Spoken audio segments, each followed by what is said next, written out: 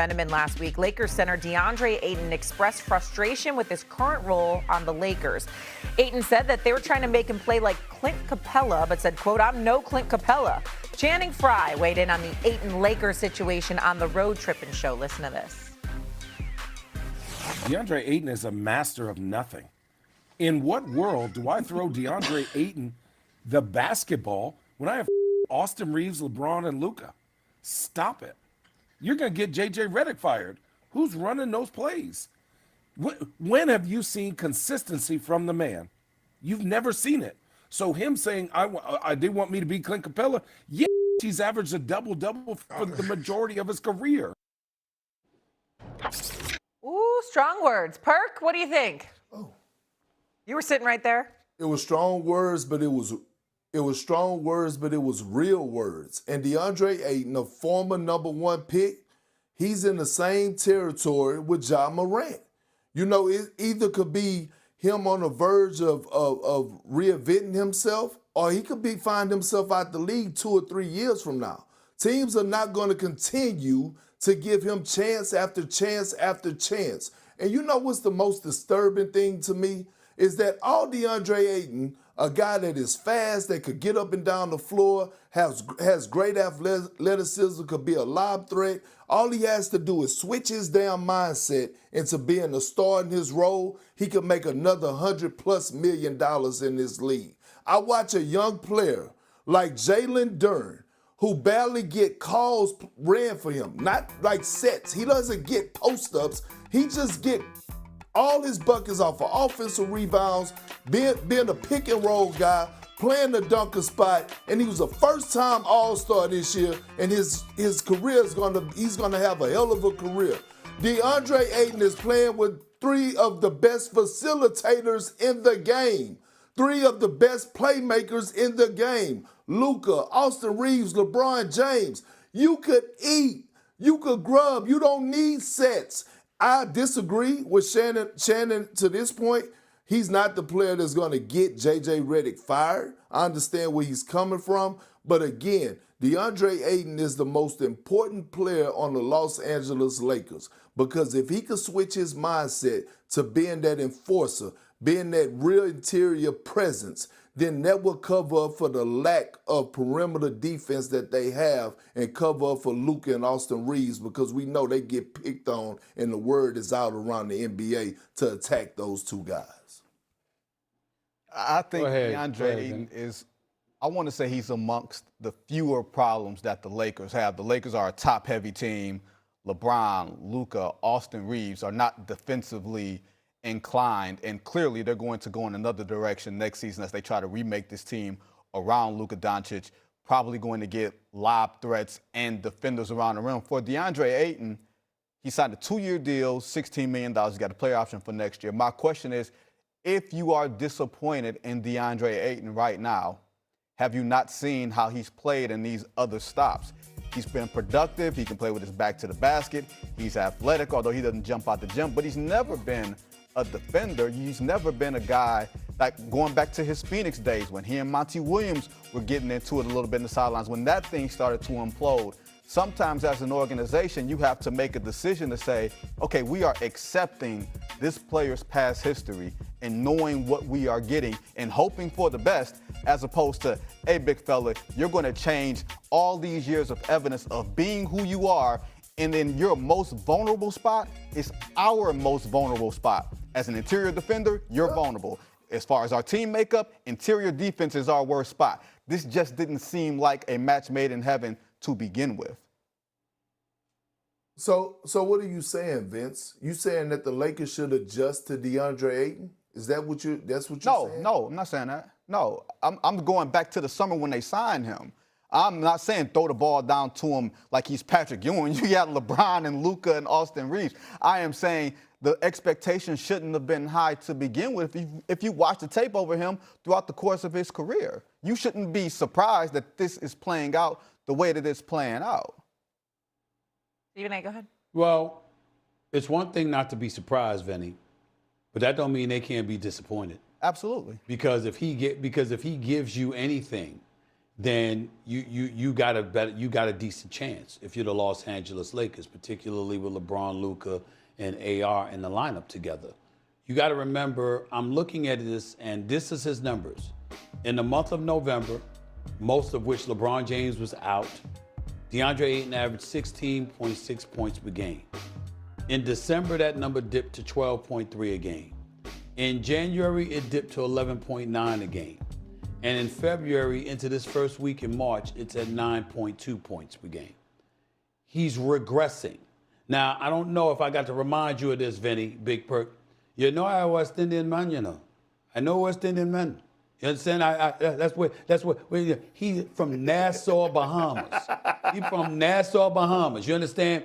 Born in the islands. You understand? The brother, listen, you got a lot of hardworking people dedicated and stuff like that, but you also have some people that move to the beat of their own drum. DeAndre is one of those dudes that the sun's going to shine tomorrow, the beach ain't too far away, the sand is there, I'm getting my money, I'm good. Because you talk about lackadaisical kicking in. It has been his reputation, his history, wherever he's going, Phoenix, Portland, now the Los Angeles Lakers. And Channing Frye was absolutely right in every word that he said, just like Big Perk just pointed out. Channing Frye didn't say anything wrong. It's just a damn shame that yet again a new year has arrived and the same kind of thing that's been said about DeAndre Ayton repeats itself. The man won't change. He's stubborn. What you seeing is what you gonna get always when it comes to him. So Stephen A. pointed out his season averages this year. They would all be career lows, by the way. Coming up, Stephen A.'s buddy, the Duke freshman, dominated the NC State Wolfpack, finishing with 26 points, 9 rebounds, while drawing 9 fouls in the Blue Devils' 93-64 win.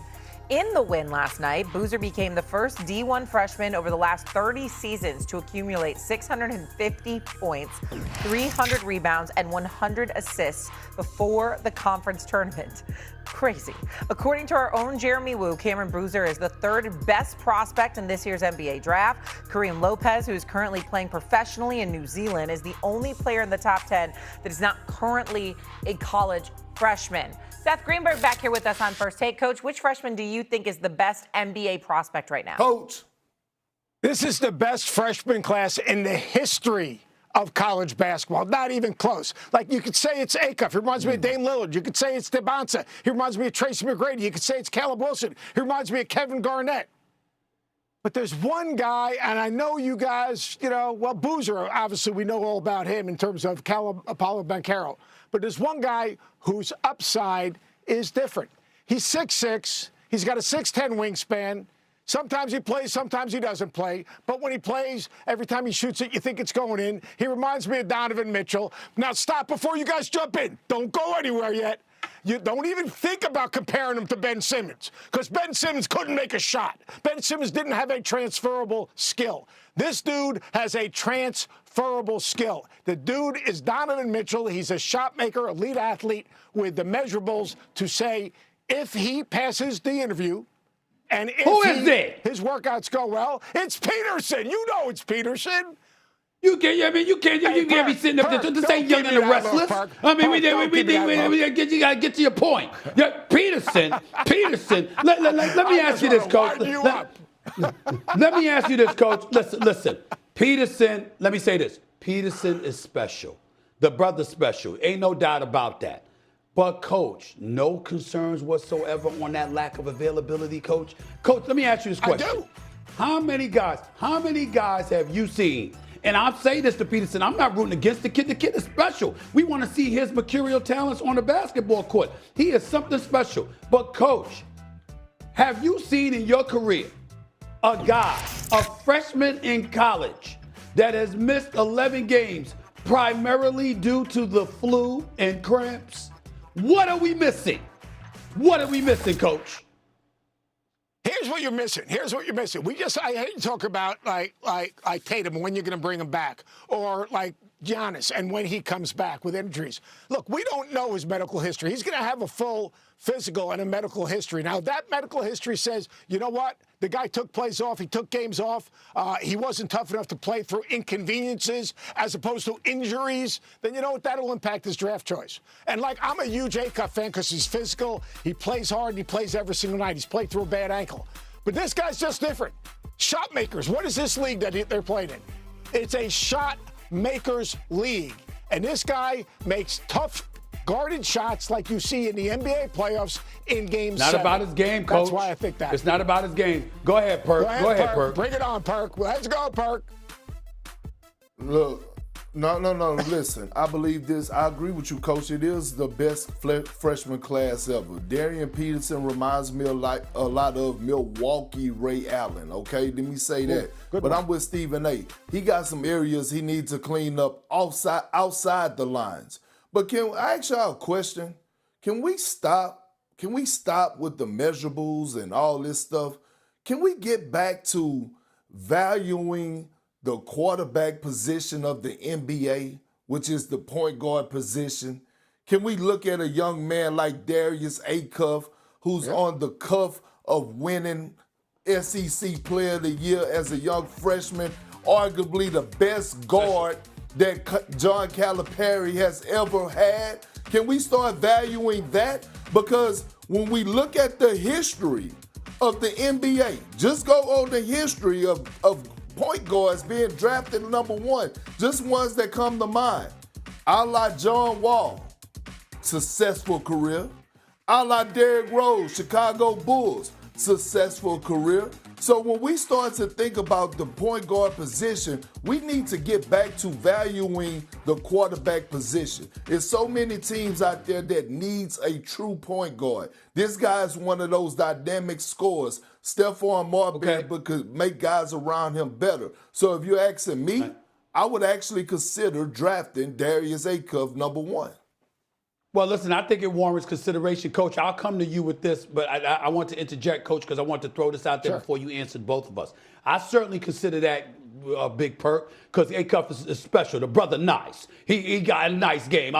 There's no doubt about it. But there's a few guards. Flemings in Houston is no joke. I'm looking at these cats, Berries and Bradley at Arizona. I can't ignore them. Mm-hmm. You obviously see that kind of stuff. I get it, right? But here's my whole deal. Coach, Perk, you like Jason Tatum, don't you? I mean, remember when Lonzo Ball and De'Aaron Fox was coming available in the draft and Markelle Fultz was available in the draft? But we all liked Jason Tatum, didn't we? Why? Because the brother was 6'9" with a handle with skills coming out of Duke. Well, what about Mr. A.J. DeBonza out of BYU? What about that brother who's leading the nation, averaging nearly 25 on 53% shooting from the field? All right, 36% shoot from three-point range.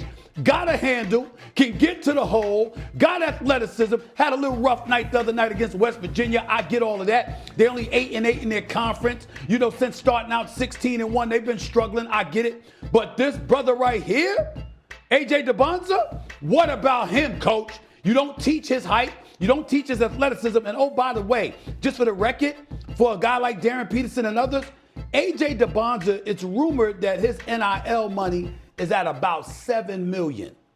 Shows up every game, balling out. What about him? That's who I'm looking at as the number 1 overall pick. What about him? I can't argue with that. Look, I can't argue with it if it's DeBonza. 6'9", reminds me of Tracy McGrady. Big physical body, can get in the lane, middle game.